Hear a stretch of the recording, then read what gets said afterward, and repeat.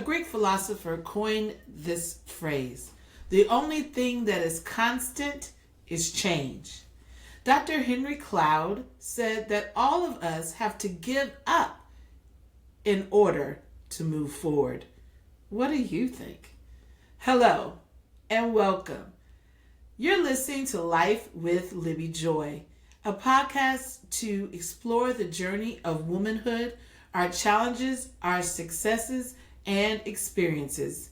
It is my hope that you will be informed and inspired through our conversations and stories shared by women who are navigating this journey called life.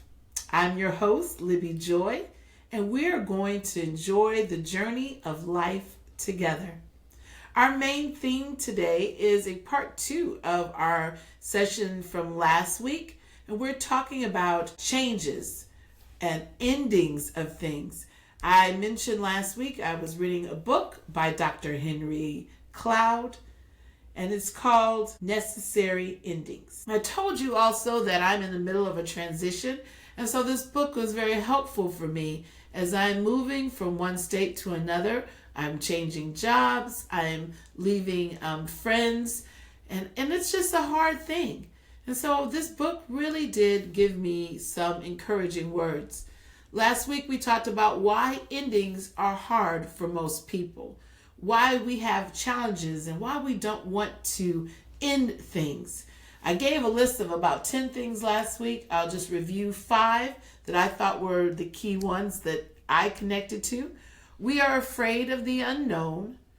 We fear confrontation. We are afraid of letting go and the sadness associated with an ending.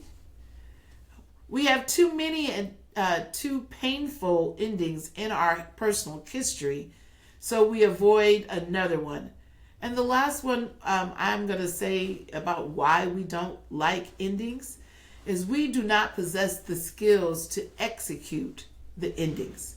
And so the question he posed to us was to reflect on these things or reasons why we don't like endings and figure out if any of these situations have interfered with endings that we needed to make. Because again, he mentions that a lot of our endings in our life that we have to go through are necessary endings. And so as I reflected on that, I thought about the concept of we don't possess the skills or the tools or the things we need. We don't possess the skills we need to execute these endings properly. And I thought it would be a great idea just to go over some strategies to help us have good endings. I used a couple from the book, and then I also researched a few other ones. So I'm just going to give you 5 strategies today to help us with our endings. I think this is very important because we all will have changes that happen in our lives. As the quote from an old philosopher once said, the only thing that's constant in this life is change. So we will all go through endings, and so how we handle the endings will best help us, and how we find joy in the midst of handling the endings will be our guide for today. So the first one it talks about, and I received this one from his book, is the strategy, make endings normal. So strategy 1 is make your endings normal. It is normal, again, change is constant. It is normal to have endings. And how we accept these life changes is like we accept the concept of life cycles and seasons. And I won't go on a long conversation about life cycles and seasons. I do teach science, so I could go into how the butterfly's life cycle changes and how there's always a beginning and an end to every life cycle. And so we know that there are stages in each life cycle that we have to go through. Even in our own life cycles, there was a beginning where you were a newborn child and you had to learn things, and you moved up to the point where you're now at adulthood or you're in senior adulthood. And then we know that there's an ending to that life cycle. Seasons is the same way, that there are certain seasons when there is fruit on trees, and there are certain seasons that there is no fruit that can be seen. It doesn't mean the fruit will not come in the season it is supposed to come in, but there are seasons for fruit, and there's seasons that there are no fruit bearing trees. And when we understand that there are seasons and life shifts, and that is a normal part of life, it really does help us to understand why we're having the transitions that we're having in our life. That there's a normal ebb and flow of life. To normalize what you're going through really does help you to realize that you're not doing this alone. There are people who have been through these same challenges, transitions, endings that you have been through before. If you don't believe me, go see if you can find a group for what you're going through. There are groups for every single kind of transition and change in life. There is a group that meets about it. You've been divorced or you're going through a divorce. There are people that have divorce groups. There's actually a divorce care in a lot of churches nowadays. If you have a problem with alcoholism or with drugs, there is AA, Alcoholics Anonymous, or if you have a family member that's going through any of those things, they have groups for parents or children of alcoholics.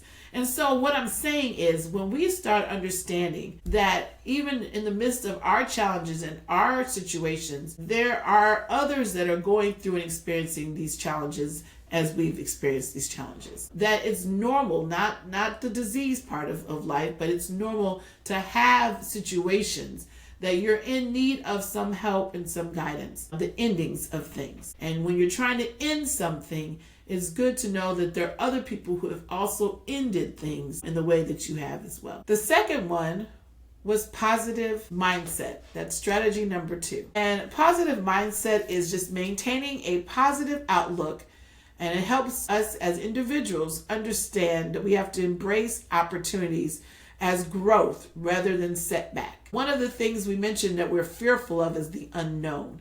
And when we decide that the ending of something is growth instead of a setback, we look at the situation differently. I mentioned before in my last episode getting laid off because of corporate downsizing or school budget crisis. And when you start thinking about being laid off on something, it's not an easy process. It's not fun to look for a new job and be between paychecks. I get it.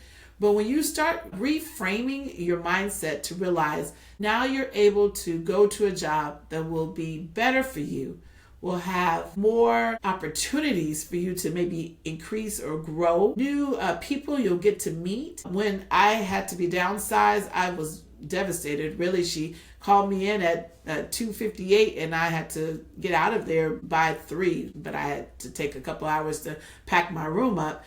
And I was heartbroken. But in the midst of that ending, I went to a new school and I met the most wonderful people that I would have never met if I had not been assigned to that school. And so those connections and relationships were beneficial to me. And I appreciate meeting those people and how they impacted my life. And what I'm saying is our endings, while we can see the sadness or the negative part of it, we need to start reframing our mindset to think about it in a positive way. That while we're ending one journey or one chapter of our life, we're moving to a new chapter, a new journey, new joys, new excitement, new memories, new opportunities, new fun things, new people that we'll get to experience. And that is what I'm doing now in my transition. I am moving to a new state. I'm going to have a new job. I'm going to meet new people, and I'm going to get to experience new things and have new joys to add to my life's journey. And remember, we're adding, not subtracting. Let's think about it as we're adding value and new things to our life. So our positive mindset, when we reframe how we think about ending, it helps us to be able to focus on the new opportunities that we're going into. It's not a setback, but it's a setup for growth. It's not a setback, it's a setup for growth. My 3-year-old nephew, actually he's just turned 3, but he mentioned when I said goodbye to him one time, he said, I don't goodbye, I only hello. And so I'm starting to take that into my life as a life thought, that I'm not doing goodbyes, I'm doing hellos to new things.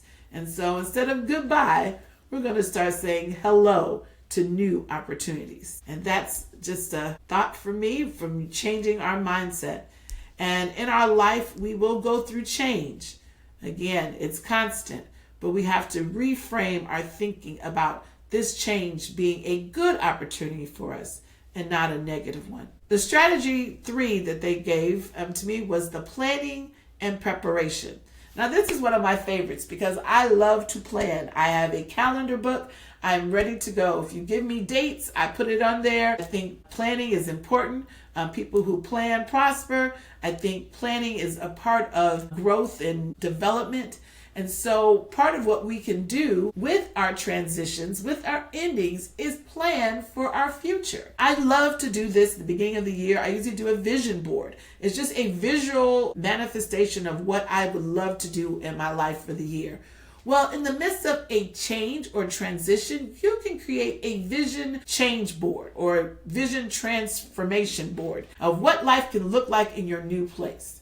And so you're visualizing the good things and the good opportunities that can come from the endings of your old situation. So I haven't done my transition board, but I said I'm going to do a vision transition board. I've never done one. I think that would be fun to think about, what does my new school look like? What does my new classroom look like? What will I be doing? What opportunities would I like to engage in? And those are the things that help you to plan your next steps. We do that in our move. We planned, when we would get our container for our things. We actually planned how we were going to move. And then we had to plan dates for that. We also had to plan who was going to help us with those things. We had to get boxes. Those are all parts of preparation and planning and for your next endeavors. And so when you are thinking about your life, instead of the chaos that feels like, oh, I don't know what's next, stop and actually write it out. Take the moments to actually look and see, what can I look forward to? What do I want my next part or next chapter of my life to look like? And make sure you plan that out. I'm saying that, but I'm not just a speaker, I'm a client. I'm telling you what I'm doing even in my own life. What's helping me to get forward in this transition with a smile on my face and with joy, because I'm excited that there's new things and new avenues coming my way. I don't know what they all are yet, but I'm going to just put a vision board out of some things that I would love to see my life look like. That I'll see the group of friends that I will connect with, or see, my family members that I'll be able to connect more with. And just the new opportunities, the new place that I will be staying in, what my home is going to look like. And those are exciting things. Instead of the sadness that we kind of move usually toward, focusing on the positive and planning and preparing for our next moves. So that is the third thing, planning and preparation. The fourth is mindfulness and stress management. Now, mindfulness is an activity that I've been more associated with in the last few years of my life. Mindful activities for me come with a lot of concepts of sitting and being present with the place that you're in at that moment, being grounded. I used to do breathing techniques for clients, teaching them how to sit down and put their feet planted firmly on the ground, to take deep breaths, inhaling and exhaling, and just taking the moment really just to connect with themselves, to listen quietly to their heartbeat. All those mindful techniques and stress management techniques you can find in an app. They have mindful apps. And also, again, you can go to a professional who actually does a mindfulness. And so either way you do that, just taking moments to de-stress, to be reflective, to be in a place of settled in your heart and spirit are all good. When you're talking about ending things or transitioning, there is a lot of things that are up in the air. There's a lot of movement. There seems to be a lot of chaos, right? So you need to take moments, I would say daily, moments to have mindful time. Prayer and meditation are also key. It's actually my number one. I pray, then meditation and mindful activities. This helps with your stress levels. Exercise is also something that's really good for your stress and for your ability to be able to think. I process a lot when I exercise, when I take walks in nature. I process, my thoughts move, I get still, I take in my breaths. And it's just really helpful for you, and it promotes your emotional well-being. And so that's very important for you to find those moments of time. It also kicks in with my joyful moments. It's joyful to be able to take time for yourself, to take those moments in and to reflect on the good things that are going on in your life and the joys that you are experiencing. I also even put on here memory reflection. There are great memories that I have, even in the place I'm in now. And so when I'm in my mindfulness or my mindful activities, I sometimes journey my mind to happy things that I've done and things that make me smile where I'm at, to remind myself that the joy of where I am and where I've been follows me, right? Just because I'm leaving somewhere doesn't mean my memories don't go with me. The joyful memories will follow me, and those are good things. So that's the fourth thing I saw: mindful activities, stress management, making sure you're able to take a woosah, that they said, a breather moment in your life. That deep breath makes a big difference. Take that time for yourself. You need it. You deserve it. It's necessary. And if you're listening to me now, take the breath. Exhale, as I said. Let it go.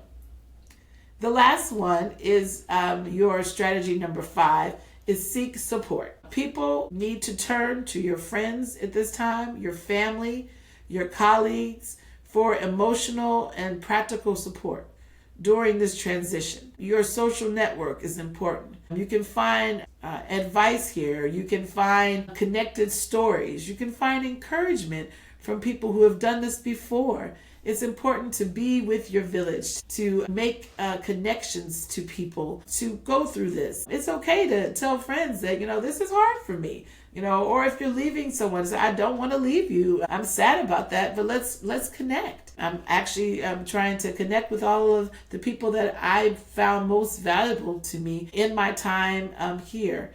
I'm making those connections. I'm having the lunches, and I'm having the pool parties and all of the things that are fun to connect.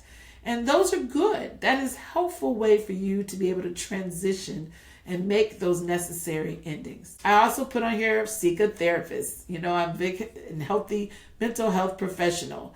My friend sent me an app the other day, someone doing a podcast on some important things, and that's something that you can read or listen to that will encourage you about some of the things you're going through, like podcasts like this one. Send it to a friend who's going through a stressful time and is ending something, and encourage them that this is not unusual. It's a normal part of life. And that is all 5 things I have for you today. So in the midst of all of these strategies I mentioned, we have to figure out again how to find our joy drops. And so I told you my joy drop is happy memories. That's a good joy drop. Pictures that can be posted. I know we do a lot of pictures on our phone. We can also download them and we can print them out. We can actually have real old school pictures. And you can post some of those pictures of maybe friends or family or something that you are missing physically. You can put those on a wall, put that in a collage somewhere, and to remind yourself of those people, of those good times. Those are also very important.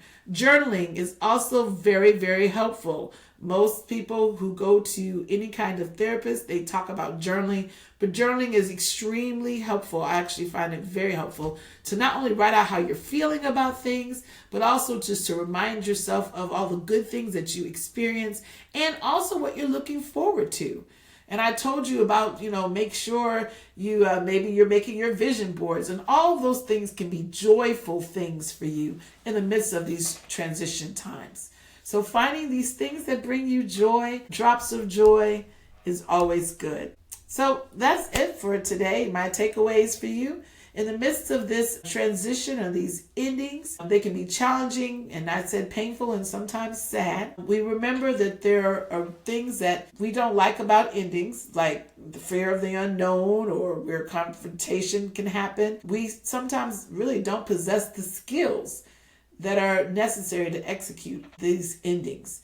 Today's 5 strategies I feel will help you to execute and make these necessary endings easier for you. I said strategy 1 was make endings normal. There are seasons There are life cycles. Things begin and things end. And things begin and things end. There's cycles, there's seasons. They move, they grow. Strategy 2 was create a positive mindset, reminding yourself that there are good opportunities coming in the next phase of your life.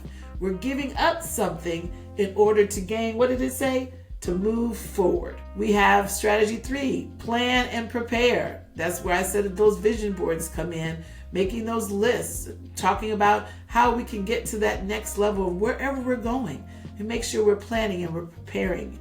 Number 4 was mindful and stress management, making sure you take the times to breathe, to inhale and to exhale, and to make sure you're doing the things that give you some peace and some stress management. And the last one was seek support.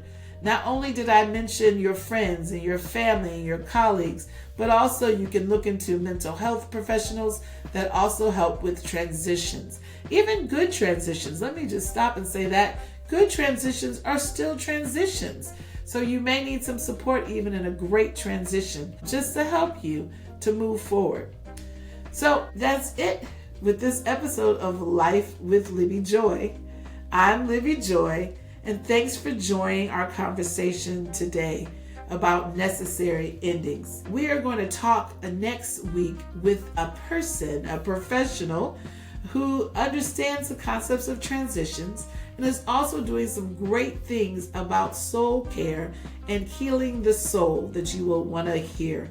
So please be with us next Tuesday at 8 p.m. Eastern Standard Time. Please subscribe and share this podcast with a friend. And remember to enjoy the journey.